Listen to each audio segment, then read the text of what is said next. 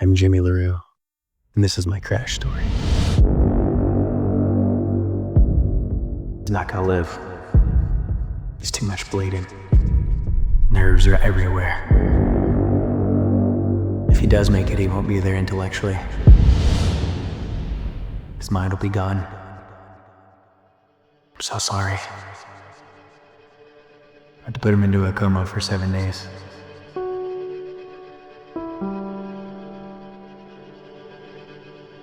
Five weeks in the hospital.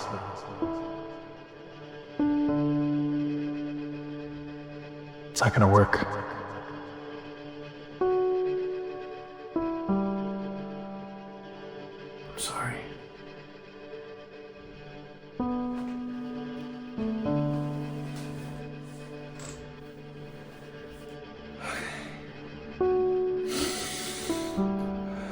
This is Jimmy. This is my story. It's a crazy car accident. On my way back to college. I wasn't where I was supposed to be anyways. I charmed my way out of the Lupe Fiasco concert and working it so I could go visit my girlfriend for the weekend. Always getting what I want. 5 weeks in the hospital that I don't remember.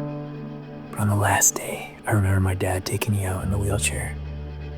I remember that day. I remember him giving me a coin with my right arm that still worked, flipping it into this little wishing well thing at the hospital. Took me to the rehab hospital in Fort Wayne, Indiana. And that's where my journey began. From 187 pounds of lean muscle, strong, bigger, stronger, faster than I've ever been, to 141 pounds of skeleton.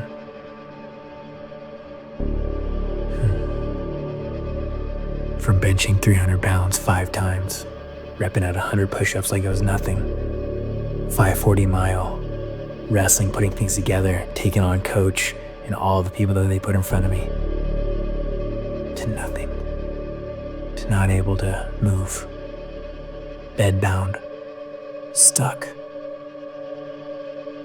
I'm from the hospital bed to a wheelchair, to an adapted Remy walker. From there, I was in the Fort Wayne Rehab Hospital. Supposed to be there for a few weeks. I got released in 5 days. They took me to the Wabash College, where I still struggled with everything. I couldn't remember the days. I still had to make lists the night before of what to do, how to do it. Not able to bathe myself, wipe my own butt. I need help with absolutely everything, from independent to dependent on everything. I went from hiking all the time, working out all the time, wrestling, all the things that I love and enjoy, to nothing. All I can do is learn. Getting my fingers, I couldn't even touch my fingers at all. And I finally got to D1 to D2. Digit 1, 2, 3, 4, 5. I could finally touch. And then I got all the way. And we worked on supination enough to be able to get a guitar in my hand again. Enough to type. Enough to do the things that you take for granted. Try zipping your pants with one hand. Very hard. So the transformation starts with Connor Brummett and his request to speak with me. He shared all of his circumstances that I won't share on here, but he was going through a lot. What stood out to me was, he says, Jimmy, he says, no matter what, 5 a.m. practice, whatever it is, you come in with this giant smile on your face. I don't understand, how you do that. And then I looked at him, I said, the way that I do that is because I've realized that the way that we view our circumstances is more important than the circumstances themselves. I think of the less fortunate. I think of the guy that's paralyzed from the shoulders down who yesterday was playing with his 3 beloved children. I think of the girl that's 10 years old that has stage 4 cancer and has 2 more days to live. God showed me at my worst that I'm still blessed. So live every single day knowing that I'm not promised tomorrow. I can't do much about yesterday. So I'll live right here, right now, trading my attitude for gratitude because I'm thankful. Damn, that has just been the trajectory. I found Jesus Christ. I found impact. I found salvation. I've been on the process of progressive sanctification ever since. And that's becoming more and more like Christ to the best of your ability. Knowing that you might mess up, knowing that it's only okay through Him. And it's your choice, your will, power to embrace the next moment and choose the next right thing. I went from stronger than I ever was physically before to nothing to now stronger than I ever was mentally, emotionally, spiritually. And I think that's really where it matters. I went from a 2.73 GPA, really struggling at Wabash College, very prestigious school, very intellectual. And I tell you, a 2.73 GPA, C+ average, was doing my very best. Then I made up my class, I got a 3.0. I ended that with a 3.73. Then I get into a doctorate program, and there I ended that with a 3.92 GPA. So definitely stronger than I was ever mentally and spiritually. I think that's what matters. Big question, instead of why me, I learned that it's what for, and I learned that it's for God's purpose, right? His purpose is to bring out His reason, love, and light out of situations. That every problem all of a sudden becomes an opportunity. That all of a sudden you can see the opportunity to grow, to have a different perspective, to reframe the situation, to see how can this bring light, impact, and inspiration to others. How can I grow in my mind from this? How can I take it from disadvantage to advantage, from weak to strength, from fear to faith, from scarcity to abundance? That, family, has been the depth of the transformation. Understanding that it's not healed. A lot of us always want to look at getting to the top of the staircase, being fully healed, fully recovered. And I'm telling you right now, that doesn't exist. Finding healed doesn't exist. It's healing, ing, forever. And don't be overwhelmed by that. Stop looking at the entire staircase and that you haven't made it all the way.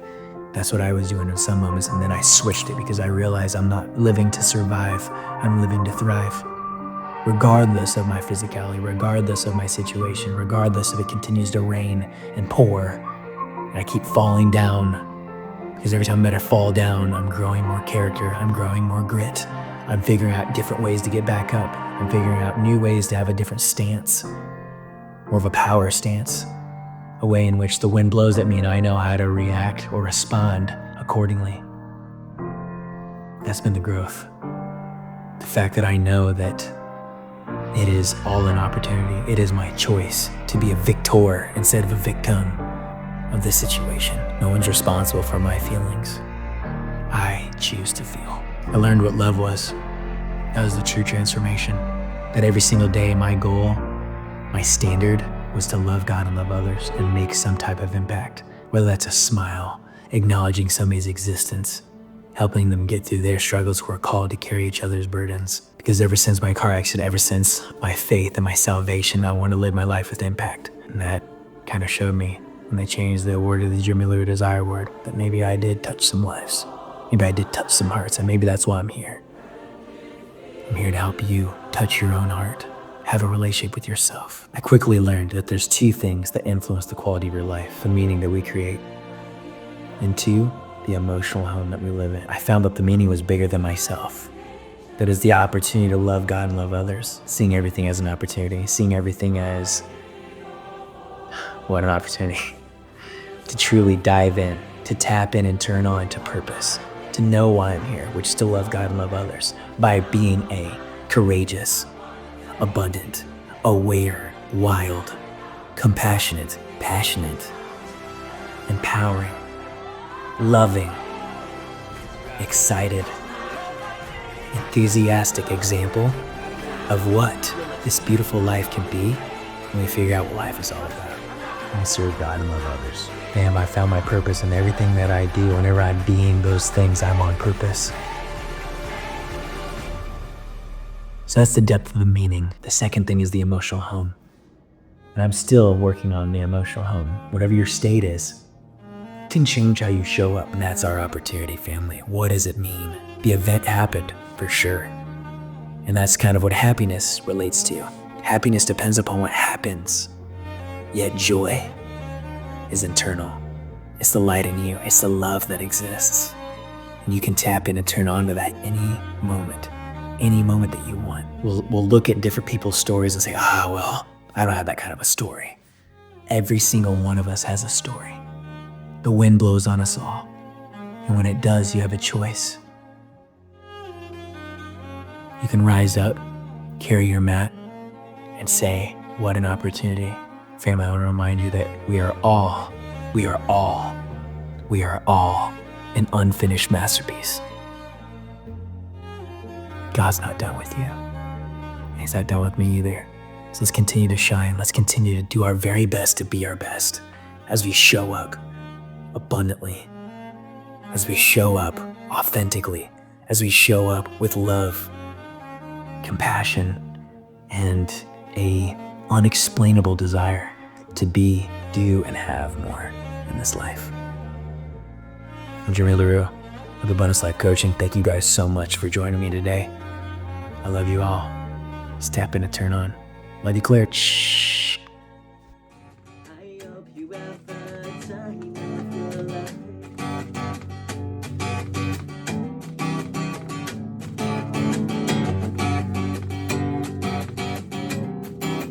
It's something unpredictable, but in the end it's right. I hope you have the time of your life. I hope you have the time of your life. Now I'll ask you this. Do you think that having the time of your life is a choice? Oh, I don't know. In a way, Yeah. I do. Yeah. Yeah. Yeah. I think Why so too. not? Yeah. I think that if no matter what happens to me, joy and happiness are two separate things. Happiness depends upon what happens. You make me happy, right? Wow. But you're not around all the time. So what do I do when I don't have all the happy experiences? That's when I have to look to joy, because joy is internal and it's from the Lord, and I can call upon it whenever I want. Yep. Amen? So I think that having the time of your life is a choice. I can have the time of my life with you right here, right now. Right? Right. I choose that. So Yeah. I think that it is. I'm having the time of my life right now. Amen? Right. Happy birthday. Thank you. Yeah. Thank you. That's good. Yeah. And you can have the time of your life too.